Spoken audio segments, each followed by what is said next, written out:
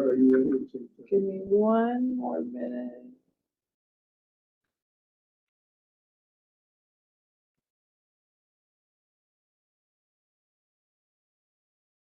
All right. Morning, everyone. I'm Dave Koppel, and I'm the current chairperson of the Highway Commission for the state of Nebraska. I'll call the meeting to order.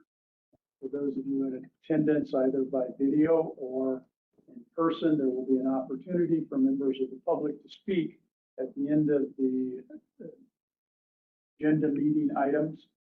Sarah, will you please call roll? Yes, for the record, the State Highway Commission is assembled in the Ainsworth Conference Center in Ainsworth, Nebraska. The date is Friday, June 23rd, 2023, and the time is 8:30 a.m. I do have a copy of the Open Meetings Act. Commissioner Koppel, Present. Commissioner Fagerland, Present. Commissioner Hawks, Here. Commissioner Kindig, Here. Commissioner Leafgreen, Here. Commissioner Wolford. Here. Commissioner Gers is absent. All right. Next item on the agenda is the review and approval of the May 19, 2023 meeting minutes. Sarah, will you please call the question? Do I have a motion to approve? To approve. Second. All in favor? Commissioner Koppel, Yes. Fagerland, Yes. Hawks, I will see as I was on attendance. okay. Kindig, Yes. Leafgreen, Yes. Wolford. Yes. Approved. The next item are introductions and announcements. Sarah, are you aware of them? Introduced, it's either in the audience or on video. I don't think so. Okay, thank you very much. We'll move then to the meetings, business matters. First item on the agenda is Director Vicki Kramer's remarks. Director? Thank you, Commissioner Koppel. Just want to take a moment to recognize the NDOT staff in the audience. So we have Mark Hover, who we'll hear from later on today, who will give the District 8 program overview. Sarah Sola in the audience to talk through, did I just give your maiden name? No. Who is running our meeting. It's been a minute. And Shay Mackley in the back, and then Khalil Jabber. And Ryan, Jason, I forgot your last name. Lane. Okay, Jason Lane. So I want to thank everyone for being here and being with us today. I want to go through a few things. I know Ryan gave an update on the legislative agenda from this last legislative session, but we've had a few developments since then, and maybe get a little bit more in depth if any of the commissioners had questions or if we had questions from the public. So as Ryan probably talked about, our budget went through. We did receive the $100 million that we had requested to be able to meet the requirements of the IIJA for this past fiscal year, as well as the biennium going forward. So that gives us about $33 million a year to be able to allocate to the 15% or so increases that we're seeing across our overall federal formula program. So very happy with that. Along the same lines, we also did have the governor set the gas tax in the last few weeks.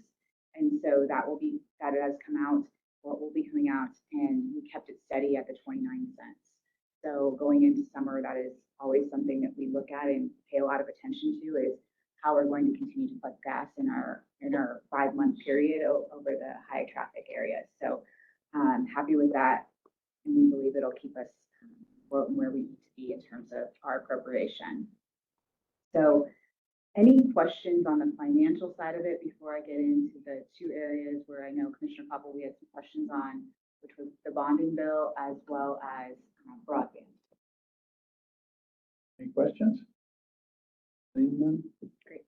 So on LV 706, which got rolled into LV 727, which was the bonding authority for the state, this is obviously a change for the commission. It's a change for the department, but for the commission, you will have a role in how we go forward with bonding. And so that will be something that we bring up to you and we seek your guidance on. As I've talked with some of you, this is not something that we will move quickly on. In order to fully capture the benefits of bonding, we have to have the right project and the opportunity costs have to be there. And that's a conversation we've had with the governor and other stakeholders as we work through this. It's not that we'll just start bonding our normal program, it'll be specific projects. So one of the areas that Mo and Cleo and I the executive team have been working through is what do those projects look like? And really we seem to see the most benefit whenever you look at hybrid of bonding plus alternative delivery combined into one package where you have an innovative project delivery process going forward. There'll need to be some education on how we do that in order to serve the needs of our engineering community as well as our construction community.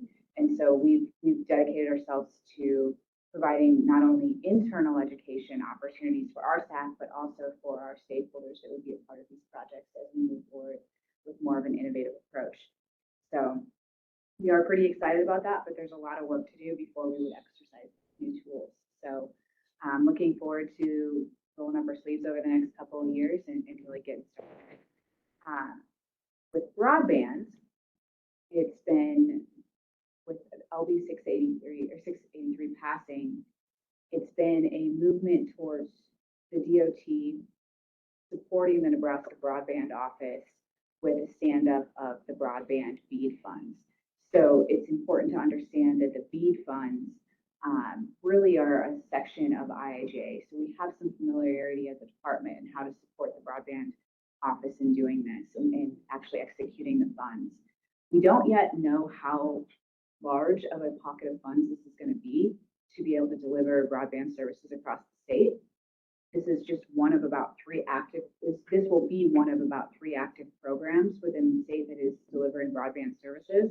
It comes with its own unique set of rules and guidance, very similar to what a highway program comes in. It has a rate of speed it has to have. You have to serve certain communities before you can serve other communities.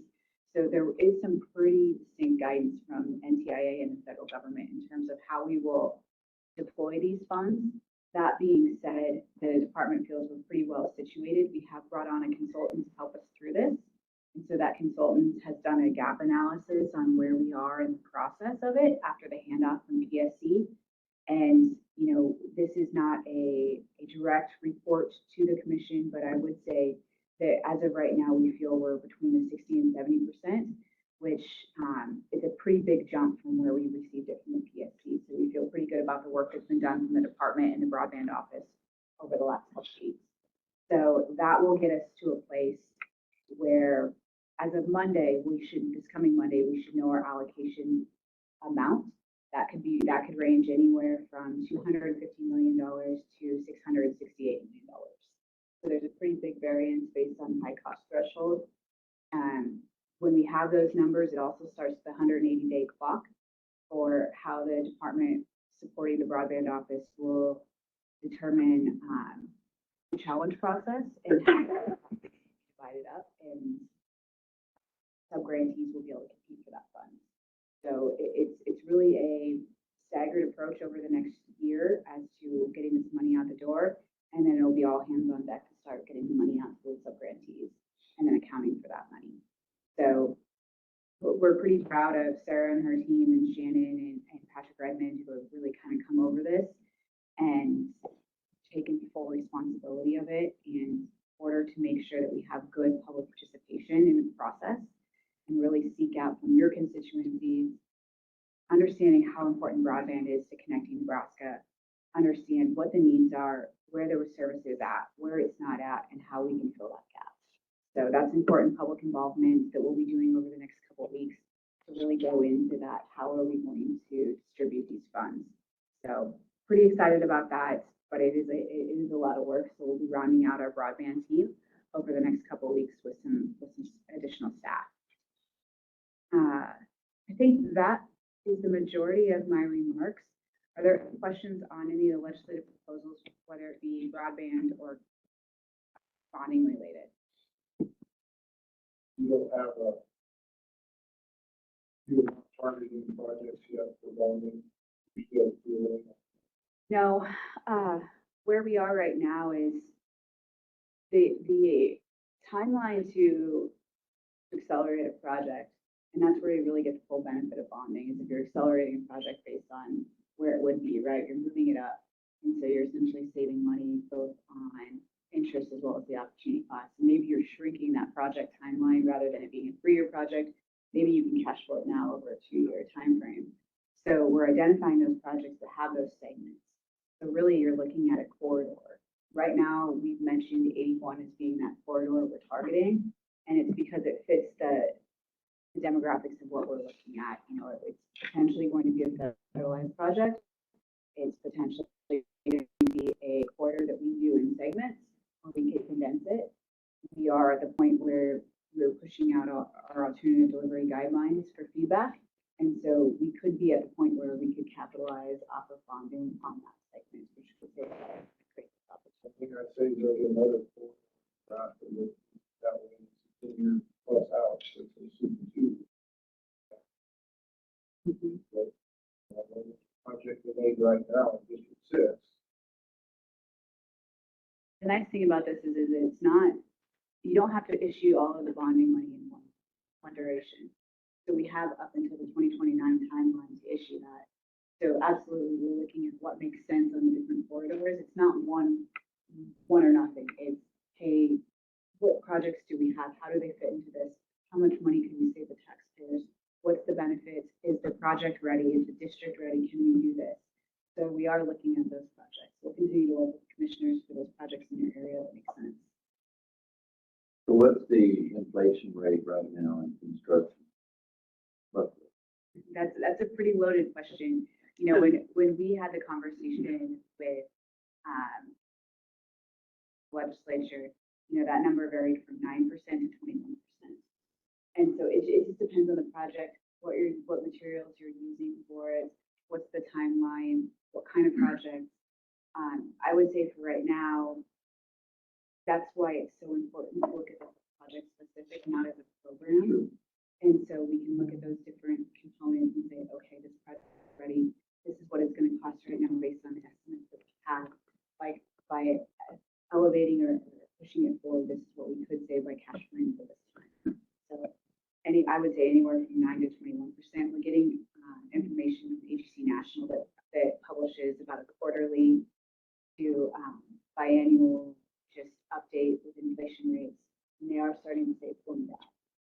And that's been a trend from about last December. But I would say that still having supply chain issues, still seeing inflation, still seeing low number of bids with high bids.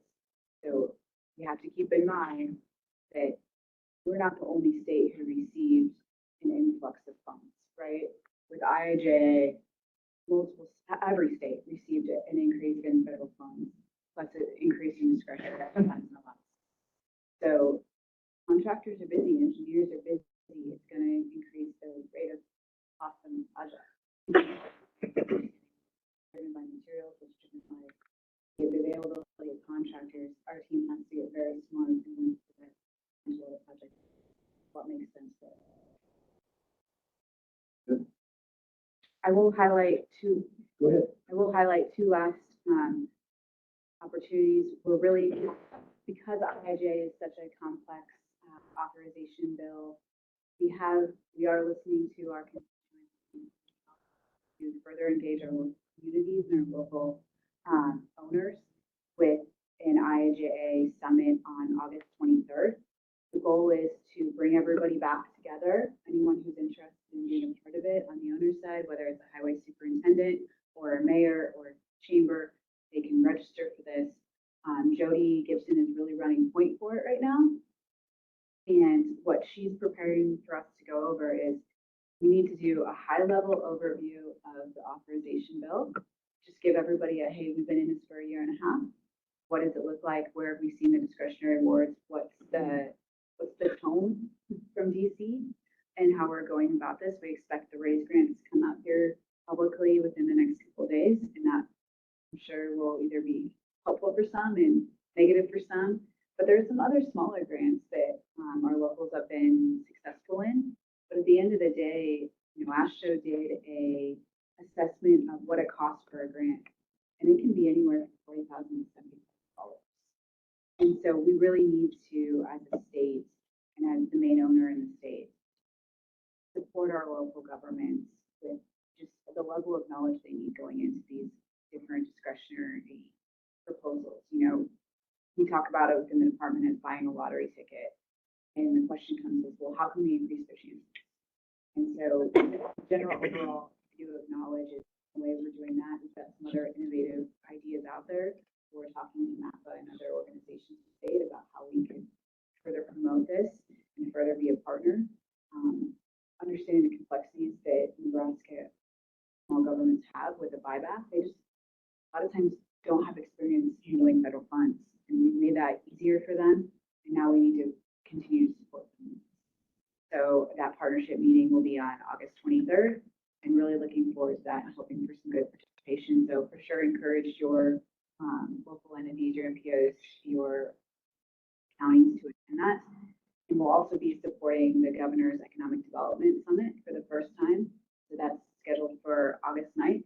That'll be, we'll be doing 3 panels as the DOT. We're doing 1 panel on broadband, which we hope to be able to review the governor's overall broadband fiber map. And that will be the opening for the first time that the public sees that, as well as a panel on workforce development and access to mobility and how access to mobility really drives workforce. If you look at what happened with Norfolk and when that service ceased, what that did to the local workforce in terms of being able to get to work and what that did to area businesses. So really kind of digging in and examining that. And then another panel that's really based on, gives us an opportunity to highlight our freight plan, but also talks about inland ports and how do we look at intermodal transport and some of the opportunities Nebraska has. So we're excited with the panels that we're putting together and think that it will be a really good conversation. It's the first time we've been involved in this, so we've been pushing pretty hard to have our spot at the table in terms of how transportation drives economic development, especially in the agricultural community. So again, encourage your local businesses to attend that and to be a part of that conversation. Any other questions? A little bit about this issue with broadband and some of the things you said that we are a little concerned.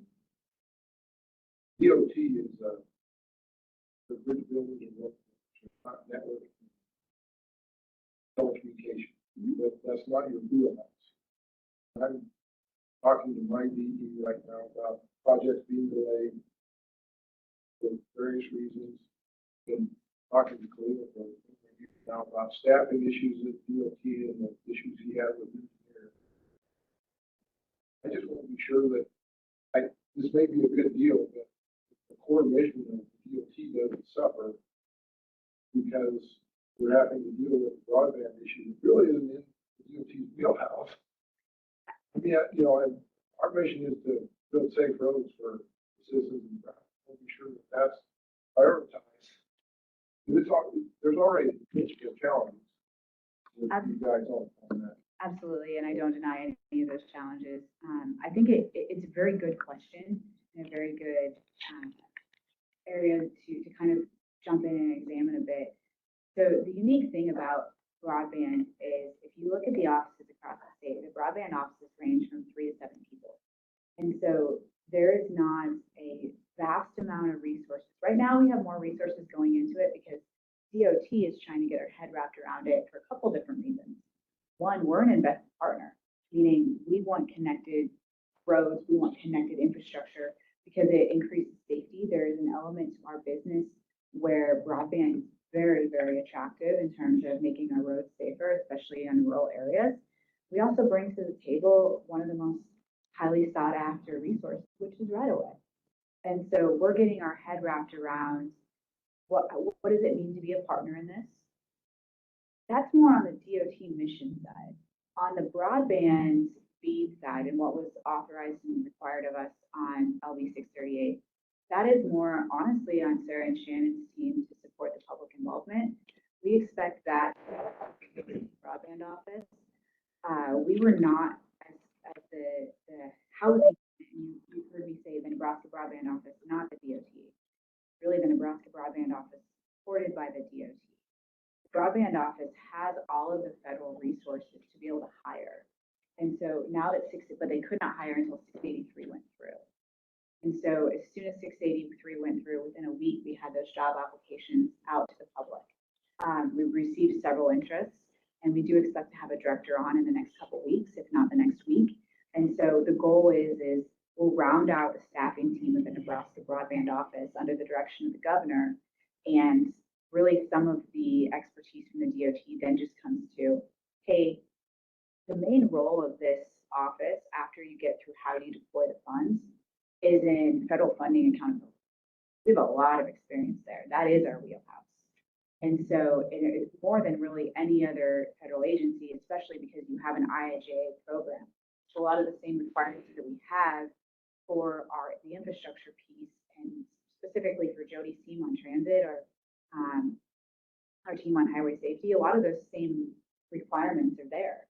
So our team can be helpful, not doing the work, but at least making sure that we bring the right people in to do the work and they have the right set of knowledge and experiences to do it.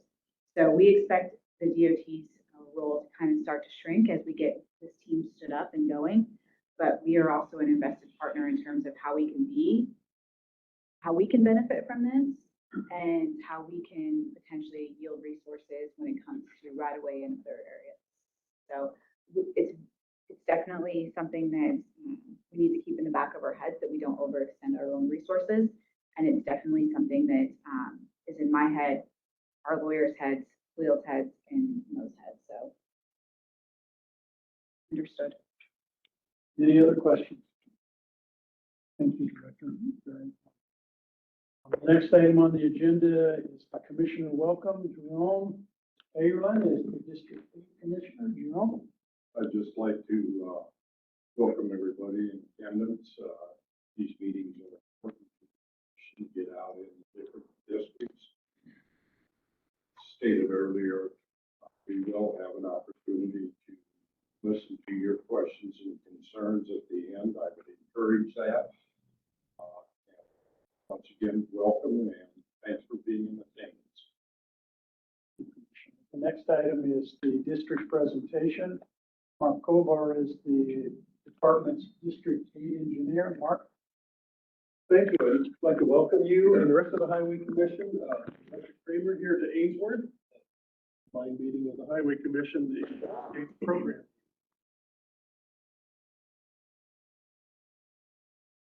All this works.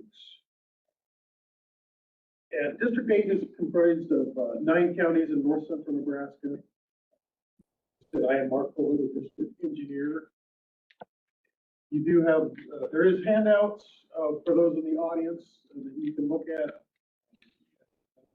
Have the handouts in there. It might be a little hard to read, but as you can see on the map, District 8 does have several projects scheduled between now and 2019, 2029, excuse me. We have over 2,100 lane miles of highways. Most of them are 2-lane asphalt highways, with the concrete being in some of the cities, the rural areas, basically.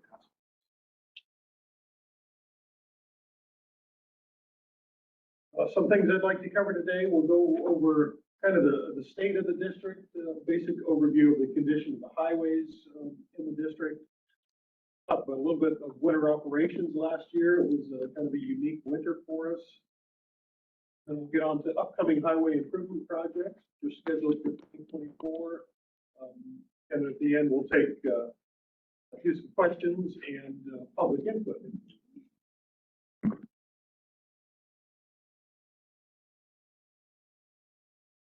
And overall, the pavement conditions in the district are pretty good. Our NSI is almost 85. That's kind of our goal, is we want to keep that NSI number at 85. NSI stands for the Nebraska Serviceability Index. Anything over 70 on a scale of 0 to 100 is considered good. About 95% of our lane miles are in good condition, and about 95% of the vehicle miles traveled on roads are traveling on roads that are in good condition. Kind of the 5-year average cost per lane mile to not only maintain, do the crack sealing, the pothole patching, but the construction as well. It's about $13,000 a lane mile.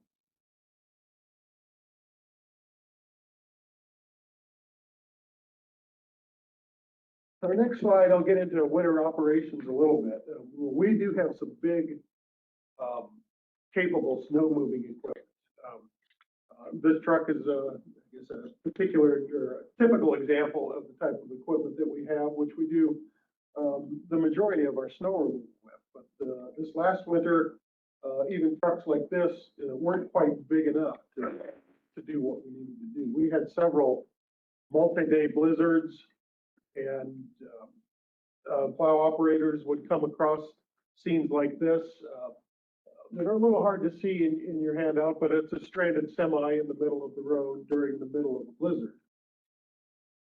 And what happens in situations like that is a vehicle will get stranded for whatever reason. They got stuck in a drift or maybe ran out of gas or something. And then the snow drifts around those vehicles as the blizzards continue to rage. And then we not only have to dig the snow out to get to them, but by the time we do, typically the vehicle is disabled and needs wrecker service to come get to it, which that takes time. And so this particular truck, I believe, was stuck for about 3 days before we could get him dug out and wrecker service could get there to get him off the highway and get the road open again. And when we run into stuff like that, we do have to get our snow blowers out. We have several snow blowers throughout the state. This year, they came from all over to help not only the Department of Transportation, but Cherry County, who had roads that were blown closed, and they had people that couldn't get out of their homes or get to emergency services couldn't get to them. So we had snow blowers come to help move the snow. Next slide is just kind of a typical example of what those operators would see as they were going down the highway. The picture on the right, there is actually a highway underneath that drift, which is several feet deep. I should have said the picture on the left. The picture on the right is that same highway segment after they've been able to get the plow or the snow blower through that segment to kind of get things opened up. A lot of hard work and a lot of man hours go into this, and eventually we can get to a sunshiny day where the plow or the blowers can actually get the snow off the road and get things opened up. We did have a few instances where operators had to help a stranded motorist. In one instance, they took turns sharing the cab of their motor grader with the occupants of the vehicle because the vehicle had run out of gas, had no heat, and that way they could warm up as they were take turns warming up in the cab of the motor grader until more assistance arrived. These operators that are out in those kind of conditions that have to do those kind of things don't get near enough credit or recognition for what they have to do, but their work really does save lives in all that they do.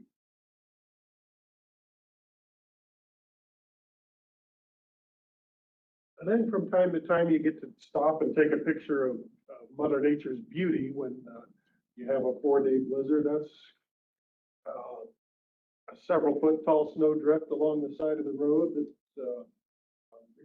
the pictures really don't do it justice for the way it looked after the sun came back out. So it's just really amazing for all the havoc Mother Nature can cause. She can leave behind a few beautiful things too as well. It's important to keep that in mind. Last winter, with the snow that we had, we spent about $3.7 million in the district on snow and ice removal. Average is about $1.7 million. So it was a significant impact to our operations.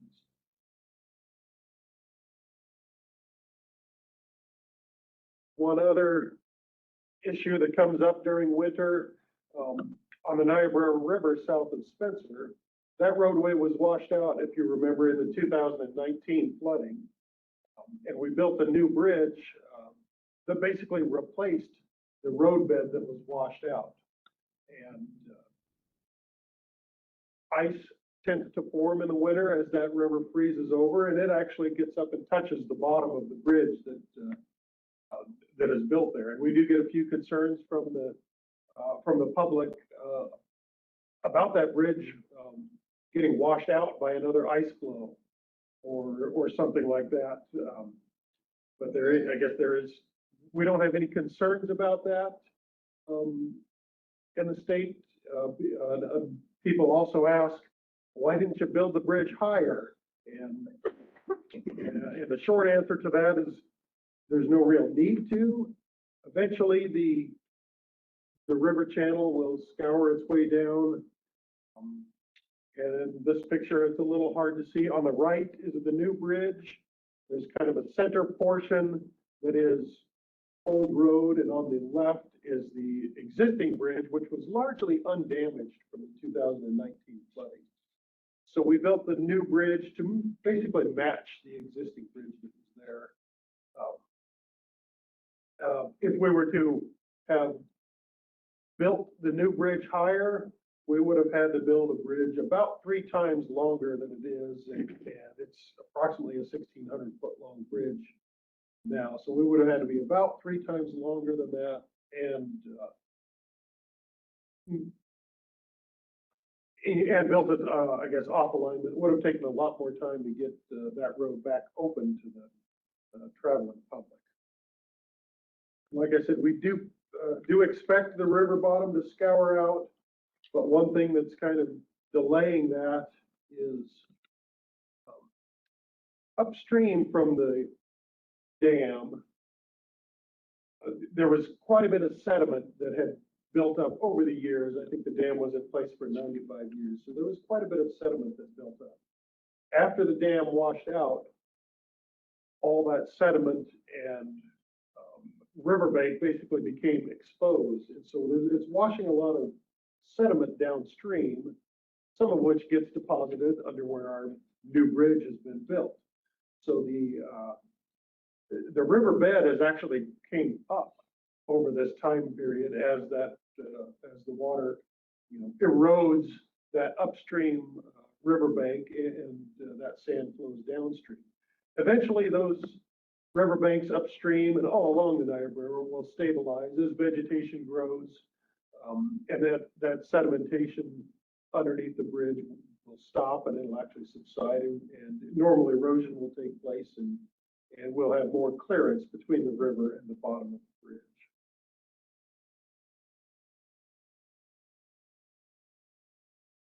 Any questions on winter operations type of stuff before I move on to some of our highway projects? Mark, how are you doing as far as staffing? I know we're having some real problems with mushrooms. Perhaps throughout the whole department. These guys are out there fighting those 3-day blizzards or whatever. I'm sure you could use extra help. Yeah. Mark, can you repeat the question? Pardon me? Can you repeat the question? Oh, yes. You're on. Jim asked how we're doing with staffing here in this part of the state. And yes, staffing is a challenge. We don't have a large number of vacancies, but we always have some, and we're always trying to get them filled, and it doesn't, we don't stay full staffed for very long, it seems like. And yes, in those long duration events, our construction staff does help the maintenance staff out. They go out and snowplow. We have our actually supervisors and superintendents out in equipment, and they have to run equipment too, in addition to try and coordinate where the different plows are going. So yeah, staffing is a little bit of a challenge for us right now.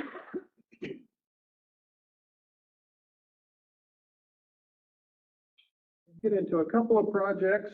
One right here in Ainsworth from 2022, we're redoing Highway 20. And as you can see, it is still under construction, but we're getting close to the end.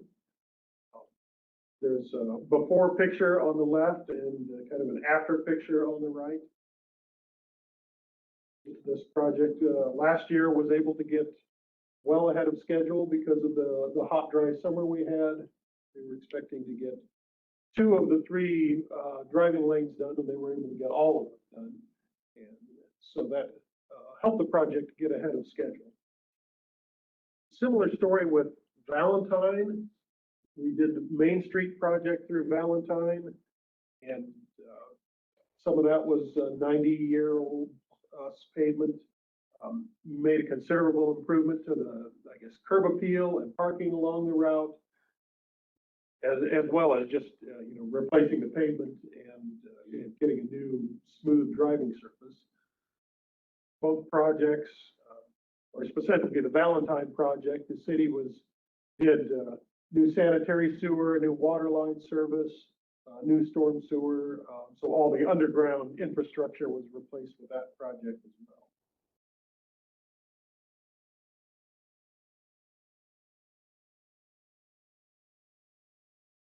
Another project of note, which is under construction this year, is the Stafford to Holt Antelope County Line project on Highway 20. This particular stretch of highway was one of the worst roads in the district.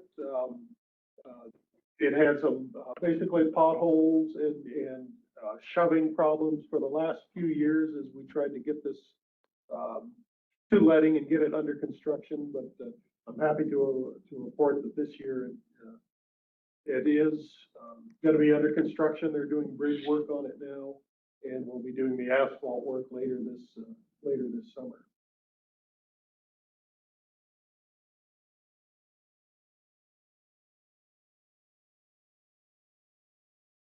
From there, I'll go into our 2024 construction program and highlight just a few projects.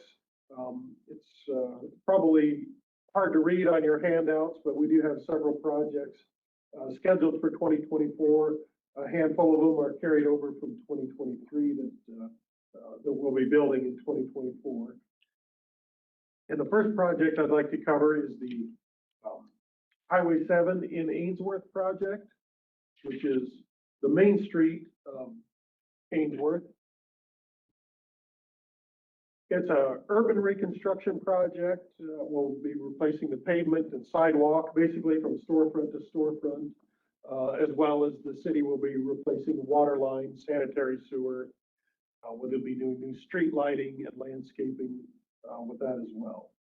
This project does require a detour on local roads, Pine Street and 877th Road is County Road. Those two roads will be used as a detour around the project. It's scheduled to be let in December of 2023 for spring of 2024 construction. Next project I'll highlight is the In Butte and North one.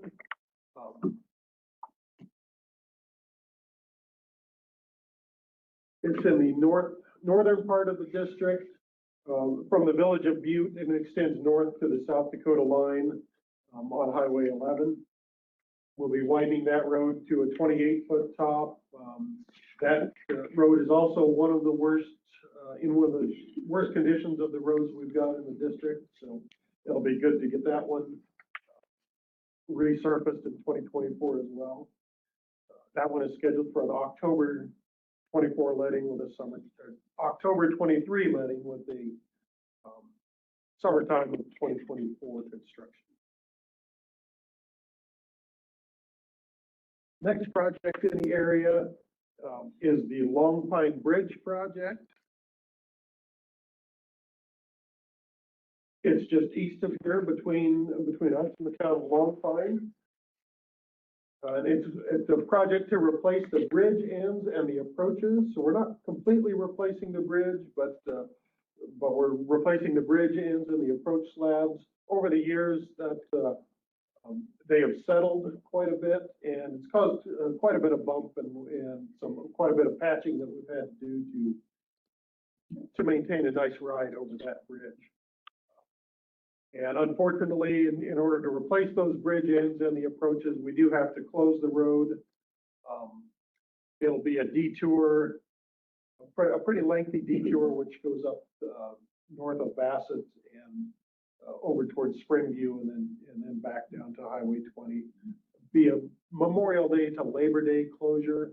And the intent with that is to kind of miss the planting and harvest season for the farmers in the area. So using that window of closure, they should be able to get all the planting done before we close the bridge, and then it'll be opened up to traffic before harvest season starts. It's scheduled for an August letting this year, and again, spring and summer of 2024 construction. Last project I'll cover is the West 4th Street in Valentine. It actually ties on to the Main Street project that we did in Valentine and extends east and north out of town to the Minnecaduza Creek Bridge on Highway 83.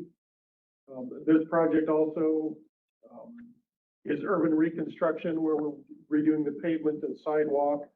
There's a little bit of utility work with this project, but not near to the extent of the Main Street project. This project also does require a detour on city streets. And our intent there is to get our detour, the work done requiring the detour done during the summer while school is not in session. And this project is scheduled for a December 23 letting and again, summer of 24 construction.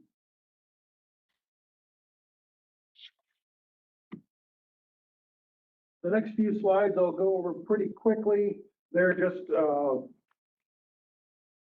list of the projects that we have scheduled from 2025 through 2029. And as you can see, we have 2.5 pages worth of work to do or worth of projects for that time period.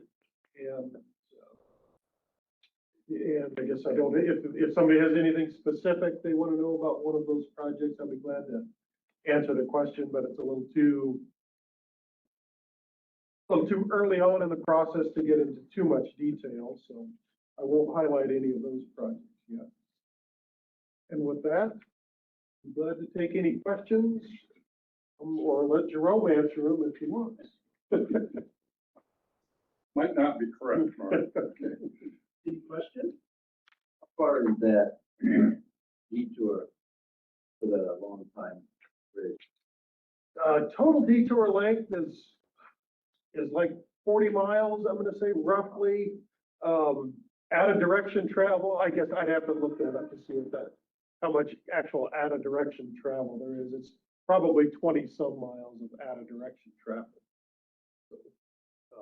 So yes, it's a significant length.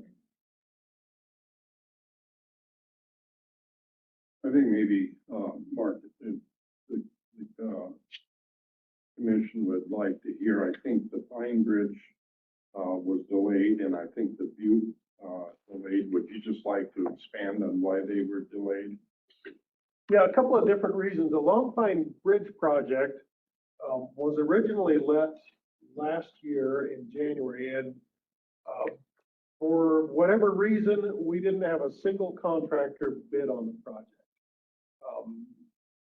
which was a little bit, I guess, concerning, and that we don't know why. We did talk with some of the contractors that would have been likely potential bidders, and some of them were full and just couldn't get it in their schedule. It is kind of a unique project where they have to temporarily support the ends of the bridge and actually jack the end of the bridge up on both ends. And so that's kind of a unique type of work that not everybody has those capabilities in their wheelhouse. So that might have been part of the problem. And so after reletting after talking with the contractors that might have bid on it, we decided to relet it this August. And we, I guess, have our fingers crossed that we'll be able to get bids on it this August, and they'll have plenty of time to get that design work for the jacking apparatus they have to have for the bridge done in time. Give them a good window between letting and construction when they can get their ducks in a row, so to speak, and be able to progress with construction when the summertime comes. The in Butte and North, as well as a handful of other projects that were scheduled for 2023, were delayed largely because of our Need for a programmatic agreement with the, I guess, Fish and Wildlife Service and Game and Parks regarding threatened and endangered species, most particular the American burying beetle. That beetle was recently downlisted, which should have been a good thing, but with that, there was new rules that were written for how we have to deal with impacts to the American burying beetle. And there was a little bit of, I guess what I'll call difference of interpretation on how the rules were written and how we have to apply them into what suitable habitat for the beetle is and how much our highway projects would impact that suitable habitat. And even if the side of our road should be considered suitable habitat or not. So our environmental staff is working through that process with the agencies, but that did cause some of our projects to get delayed. And going forward, I think once we get those issues ironed out, we shouldn't experience the delay like we have this year with a handful of projects. Any other questions? Thank you, Mark. You're welcome. The next item on the agenda is the public input. Are there any letters for the record? No, no letters.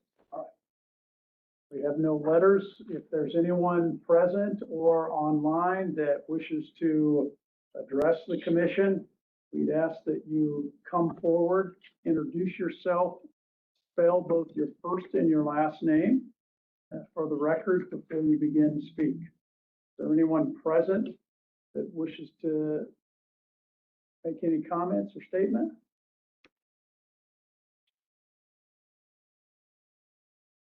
Seeing no one here present that wants to make a comment, Sarah, do we have anyone online that is desirous of making a comment or asking a question? No questions. We'll move then to the next item, which is the chairman's remarks. My only remark is it's good to see everybody. Be back here in person rather than doing it by video the last time you met.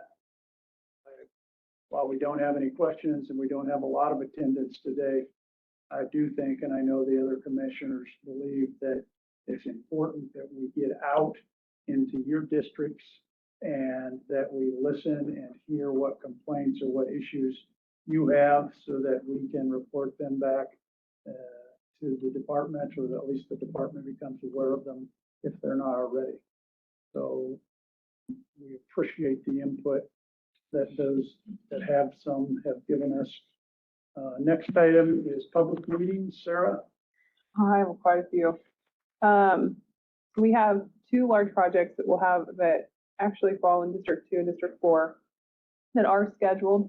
So the US 275 72nd Street, we refer to it as 72nd L Street in Omaha. That public meeting is on June 20th at the Buena Vista High School. And then on July 20th. And then on July 25th, we have the Hastings Southeast project in District 4. That's a pretty big project. There's going to be quite a bit of interest in that one. And then back to what Vicki had kind of discussed earlier. So broadband, as far as outreach goes, we have 2 additional meetings scheduled. Broken Bow, we just had on the 21st. We have South Sioux City scheduled for June 29th at 5:30. And then we will have 2 meetings, one in Omaha and one in Lincoln on July 11th and 12th. So you'll see information coming out about those as well. If you, obviously they're in Lincoln and Omaha, so it's a drive for quite a few of you. If you haven't been able to attend, I am adding a WebEx option for anyone that wants to participate. So I would pressure you all to try and jump on there if you can, just to listen to the presentation and some of the conversation that's had. And then our next scheduled Highway Commission meeting is on August 25th. That is in North Platte. We'll be at the Holiday Inn on that day. So quite a few things coming up. What you guys know about. Thank you. Yep. Anything else? Nope. Director, anything? Hearing none, we'll adjourn. Thank you very much. Have a pleasant day.